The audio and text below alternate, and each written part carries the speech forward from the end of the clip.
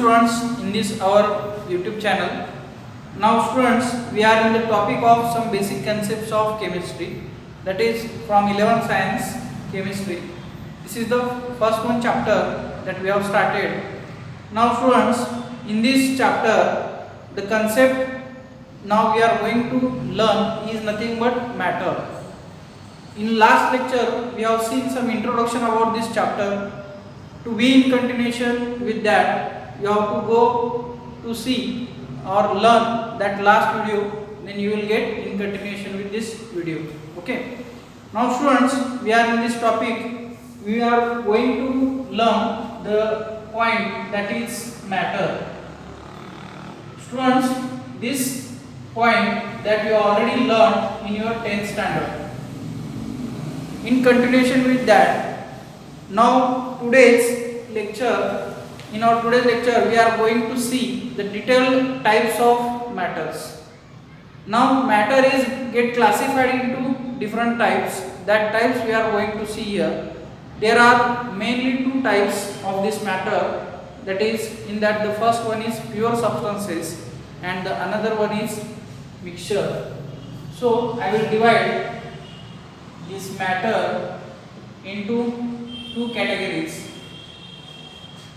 mainly two categories. In that the first one is pure substances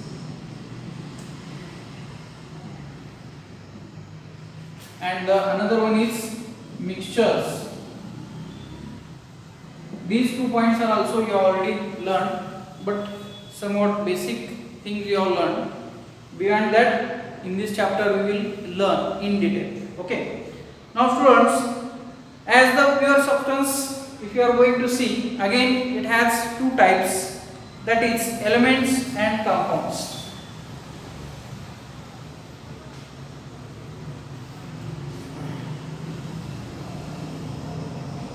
Elements and compounds. After this classification, if you are going to look at the mixtures, here are two types of mixtures are present. In that the first one is homogeneous mixtures and the second one is heterogeneous mixtures. These are the two categories of what you can say the mixtures. Again students, the next classification is nothing but for elements. Elements are divided into mainly three types. In that the first is that metals, and the second thing is that non-metals, and the third one is that metalloids.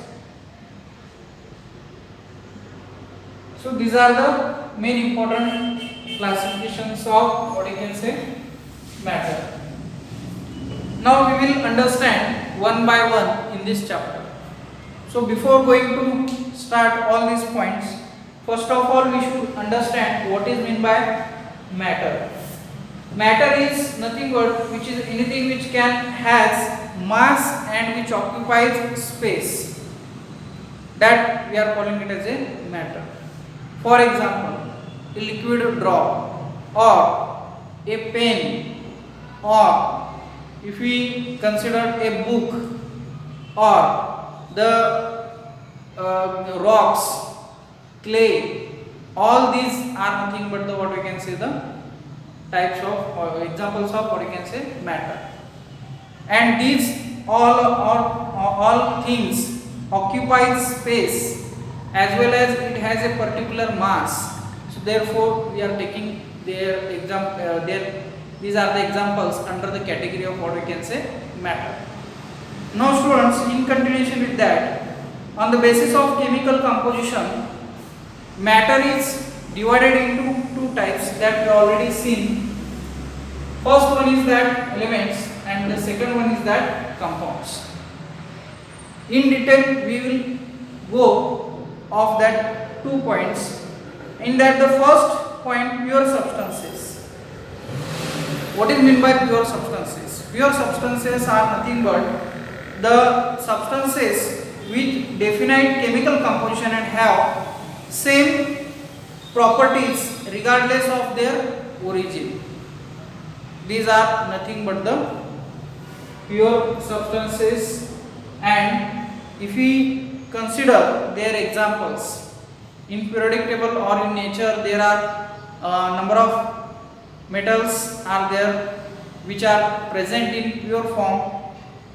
That examples we will take under this category. For example, pure metals like copper, gold and silver. These examples we can consider it as a pure substances.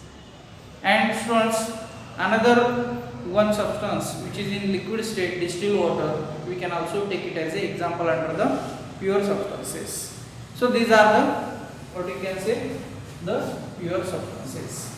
Now students, again it has some categories, or we can say they are divided into two types. That two types we have seen here, elements and compounds. Now these elements and compounds, now we are going to see in detail. What is meant by elements? First we will learn. These are the pure substances which cannot be broken down into simpler substances by ordinary chemical changes. For example, in periodic table there are 118 elements, you already know it. But if you want to consider one of the element from it, for example, a carbon, or we can take any other example, not a carbon also, we can take many examples. The substances with definite, which cannot be broken down into simpler substances, means we cannot break carbon and it cannot be converted into its corresponding carbon substances. So carbon is a pure substance, or like that of carbon, if we take another example, nitrogen and other elements also, all these are present in pure states and which cannot be broken down into simpler substances under by ordinary chemical changes. Therefore, that substances we are calling it as a elements. Now, elements has different examples. You can take any one of them. That is, in periodic table there are many elements. In nature also there are many elements. You can take their examples. So this is nothing but what you can say the elements. All about what you can say elements. Now, students, again, if we go in detail of these elements, in periodic table, you already learned there are three categories are present: metals, non-metals and metalloids. Metals are classified or shown in periodic table with the some particular color, and non-metals are also shown with particular color, and metalloids are shown with the particular color. Means it can be vary from different types of what you can say the periodic tables which you have shown in textbooks or elsewhere. Okay. Now students, all the properties about metals, non-metals, metalloids we will learn in our next lecture in detail, and their examples also we can take there. So periodic table, overall periodic table which we have considered, it consists of all these things, that is metals, non-metals as well as metalloids. Now after that we are going to look at the next classification is nothing but what we can say the compounds. Now what is meant by compounds are nothing but the substances with definite composition and can be decomposed into two or more substances by simple chemical processes. Means by doing some chemical processes we can divide or decompose that substance into another one. They are called as a compounds. Now students, in compounds you can take any examples. For example, carbon dioxide is a compound, and when it decomposes it gets converted into their corresponding elements, that is or molecules, that is carbon plus oxygen. This is one of the example of what we can say the compounds. Or we can also take the calcium carbonate. On application of some or by giving some amount of heat to it, calcium carbonate CaCO3, you can divide or you can decompose it into corresponding calcium oxide plus CO. CO2 is a gas which can eliminate from this reaction. So what you are getting calcium oxide. This is a what you can say the decomposition of this calcium carbonate, and this one is we are calling it as a compound. Means by doing some chemical processes or by doing some physical processes, you can convert it into their corresponding simpler molecules or atoms or elements. So this is about all we can say the compounds. Now students, we are going to discuss the next important category of this matter is nothing but what we can say mixtures. Now mixtures again it has two classifications, homogeneous mixtures and heterogeneous mixtures. What is meant by homogeneous and heterogeneous? Before going to learn that, we will study what is meant by mixtures. It is a simple combination of two or more substances and it has no fixed proportion or ratio and may be separated by physical methods. They are called as a mixtures. For example, you already learned or you have taken a many examples in your 10th standard. Suppose if you are going to make a beer, in that case what the things you need, the question will be asked like the same which I have asked now in your 10th standard. In that case you are told that for that making beer you required a murmura and tamarind juice and nimbus, as well as you required some farsan and etc. all these things you need for making that beer. And after that making beer, it will form a mixture. And if you look at the taste of that mixture, or we can say an example here, you will notice that the taste gets changed from its original taste. So behind this mixture, what is the actually role of that taste? Taste gets changed. So in definition also we can mention that the composition after making mixture, the composition or the properties of original things which we have taken for making the mixture gets changed. Means for example, a tamarind juice has a particular taste. After making or using it in mixture, the taste gets changed. So as well as limbo has it tastes sour taste, and after taking it into beer, its taste also gets changed. So this is all about what you can say the mixtures. Means the things which you have used for making mixture, all the substances which we are going to use for making mixture, its original property can change after making mixtures. Means original properties of that substances gets lost in the mixture. So this is nothing but what you can say the mixture. By taking examples, I have explained it. Now, in what way we are going to make the definition of it? So mixtures are nothing but these are the simple combination of two or more substances, and means there is no any fixed proportion is present for it, and may be separated by physical methods. For example, a mixture of salt, water and sand, we can separate it, and you already learnt in your 10th standard. So original substances again we can get by using some physical methods whenever we after making the mixture. Okay.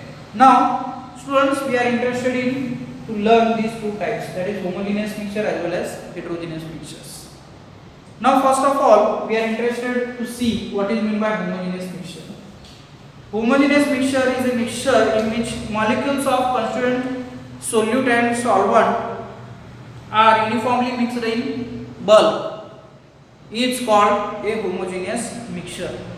Means whenever if you want to make a mixture, homogeneous mixture, and in this beaker if we have taken a water is a polar solvent, all of you know that, okay, and in this water mixture, suppose we are taking or adding ethanol,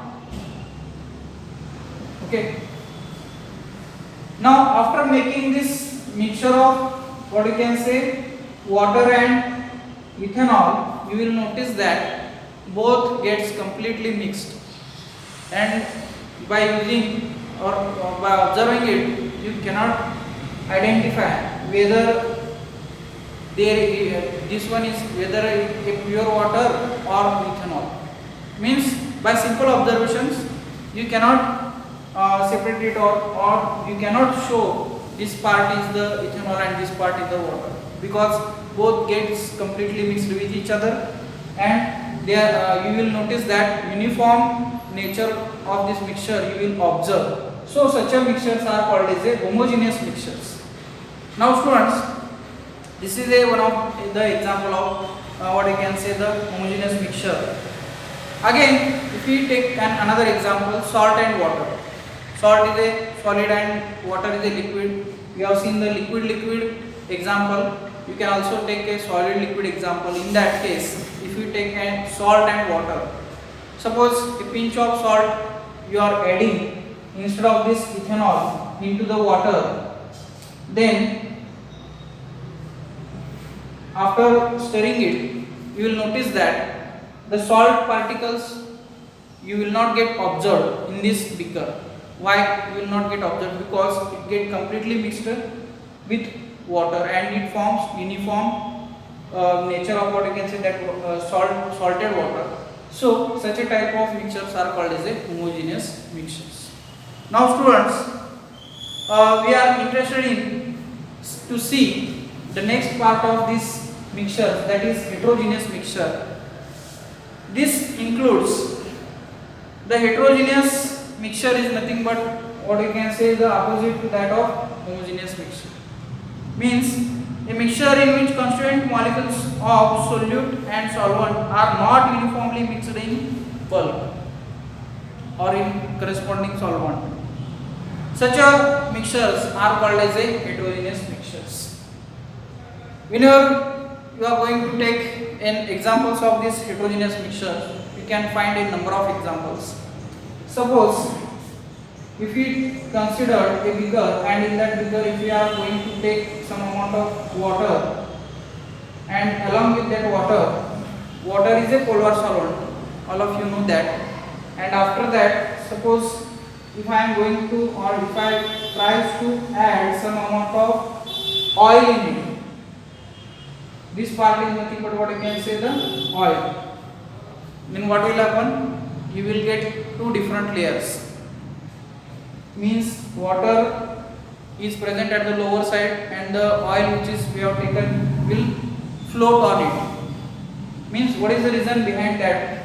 One of the solvent is water and another one is one of the solvent is polar and another one is non-polar. In that case it will form two layers. Means after shaking also this mixture uniformly will not get. So such a mixtures comes under this category, or we can take under the examples of heterogeneous mixtures. So these are the heterogeneous mixtures, or we can take instead of these different examples also. So this is all about students, about what you can say the matter. So again I will repeat within a short time. Matter gets classified into two types: pure substances and mixtures. Again, pure substances gets divided into two types: elements and compounds. Again, elements get classified into three types: metals, non-metals, metalloids. In the next lecture I will take detail of all these three things, and the compounds we have taken an example of it, two examples. Mixtures, again they get divided into two types, homogeneous mixture and heterogeneous mixture. We have taken and corresponding examples also in this case. So this is all about now in our today's lecture. Now students, in our next lecture we will include our next part of this chapter. So to be in continuation with the some basic concepts of chemistry, you have to subscribe the channel, like all the videos and share the videos, and those students who are in need of all these lectures, you just share to them and subscribe the channel. Thank you very much.